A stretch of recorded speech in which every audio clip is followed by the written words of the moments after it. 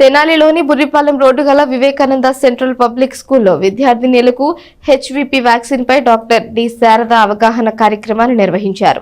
ఈ కార్యక్రమం డి3 Sharada service society ఆధ్వర్యంలో జరిగింది. స్థానిక బుర్రిపాలెం రోడ్లో గల వివేకానంద సెంటర్ స్కూల్లో చదువుకునే విద్యార్థినులకు డి3 శారద సర్వీస్ సొసైటీ ఆధ్వర్యంలో హెచ్విపి వ్యాక్సిన్ పై డాక్టర్ డి శారద అవగాహన కార్యక్రమాన్ని నిర్వహించారు. ఈ కార్యక్రమానికి వివేక విద్యా సంస్థల చైర్మన్ డాక్టర్ రావిపాటి వీరనారాయణ అధ్యక్షత వహించారు. డాక్టర్ డి శారద తన సర్వీస్ సొసైటీ ద్వారా సమాజానికి చేస్తున్న సేవలను తెలియజేశారు.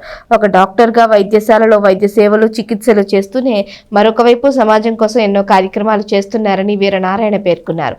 డాక్టర్ డి శారద మాట్లాడుతూ మహిళలకు ఎలాంటి సమస్యలు వస్తాయి అన్నది పవర్ పాయింట్ ద్వారా విద్యార్థినులకు తెలియజేశారు. ముఖ్యంగా క్యాన్సర్ సమస్యలు, గర్భస్థ ముఖద్వారం క్యాన్సర్ వంటి సాధారణంగా ఏ వయసులో వస్తాయి, మహిళలకే ఎందుకు వస్తాయి, దాని లక్షణాలు ఏంటి, వీటికి నివారణ ఏంటి, ఇది రాకుండా ఉండాలి అంటే ఏం చేయాలి అనేది doctor D Sharada power point ద్వారా తెలియజేశారు. దీనికి సంబంధించి హెచ్విపి వ్యాక్సిన్ వేయించుకోవడం ద్వారా ఎటువంటి సమస్యలు రావని డాక్టర్ బి శారద తెలియజేశారు. ఈ కార్యక్రమంలో విద్యార్థినులు, ప్రిన్సిపాల్స్, ఉపాధ్యాయులు పాల్గొన్నారు.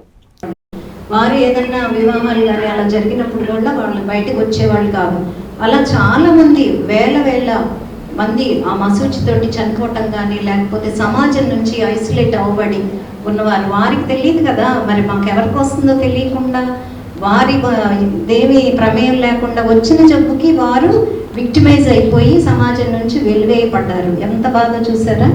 అలాంటి దాన్ని మరి రూపుమాపాలి అని అంటే దానికి కూడా వ్యాక్సిన్ అనేది వచ్చేసి, అంటే అప్పటి నుంచి గత 60 ఏళ్ల క్రితం నుంచి చేసిన దాంతో ఇప్పటికి మనం ఇరాడికేట్ చేసుకున్నాం ఆ జబ్బుని. మసూచి అనేది ఎక్కడ కూడా మనకు కనపడటం. అట్లానే పోలియో వచ్చిన వాళ్ళని మీరు ఇదివరకు ఎవరన్నా చూసారా?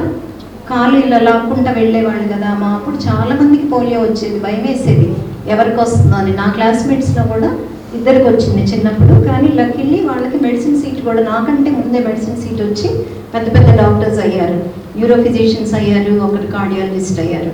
అందుకని దాని తర్వాత మా తరం నుంచి కొంచెం తర్వాత నుంచి పోలియో వ్యాక్సిన్ అనేది వచ్చింది. పోలియో మందు మీ అందరు తీసుకున్నారు కదా. అలా తీసుకున్నాక మీ తర్వాత మీ ముందు తరంలో కూడా పోలియో ఎక్కడా లేదు. మనం ఇప్పుడు ఈ పోలియో రహిత ఇండియా కూడా డిక్లేర్ చేయబోతున్నాం. ఇంకా ఎక్కడైనా 1, 2 అవి కూడా ఆగిపోతే డిక్లేర్ చేస్తాం. అట్లాగే మనం రాబోయే రోజుల్లో ఏ క్యాన్సర్ని ఆపేయచ్చు? Very good, cervical cancer. దాని తెలుగులో ఏమంటాం? గర్భాశయ ముఖద్వార క్యాన్సర్ అంటాము. అందుకని దీన్ని ఎలా ఆపేయాలి? మీ ఏజ్లో తప్పనిసరిగా టీకా తీసుకోవాలి. దాని పేరు, అసలు ఈ జబ్బు వచ్చేదే వైరస్ పేరే హెచ్పివి వైరస్. ఆ వైరస్ పేరుతో ఈ వ్యాక్సిన్ పెట్టారు కాబట్టి హెచ్పివి వ్యాక్సిన్ తీసుకోవాలి. టీకా మీరు చెప్తారమ్మా, టీకా ఎన్ని డోసులు తీసుకోవాలి? ఇందాక కూడా మీకు డిస్ట్రిబ్యూట్ చేశాను కదా, చెప్పాలి గట్టిగా.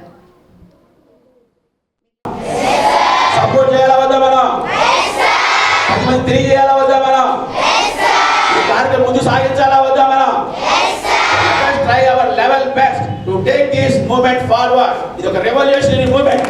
ఆ రెవల్యూషన్ కూడా పాల్గొనాలి. చాలా అవసరమైన అవసరం. 2025లో బాగా అవసరమైనటువంటి ఇలాంటి వైద్యం అవసరం, మనకి మోటివేషన్ అవసరము. సో ఇలాంటి ఛాలెంజెస్ అప్పుడే మనందరం కూడా మేల్కోవాలి. అద్భుతమైనటువంటి ఆ మేధస్సుని ఉపయోగించి, టాలెంట్ ఉపయోగించి, వైద్యాన్ని ఉపయోగించి అమెరికా లాంటి ఇతర రాష్ట్రాల్లో ఉన్న వాళ్ళ యొక్క సహకారం తీసుకుంటూ, అక్కడ ఉన్నటువంటి ఆ పరికరాన్ని కూడా తెప్పించుకుంటూ, అందరి యొక్క వాళ్ళ ఆదేశ సహకారం తీసుకుంటూ ఒక మూవ్మెంట్ లాగా జరుగుతుంది. విప్లవాత్మక మార్పు కోసం ప్రయత్నించడం జరుగుతుంది.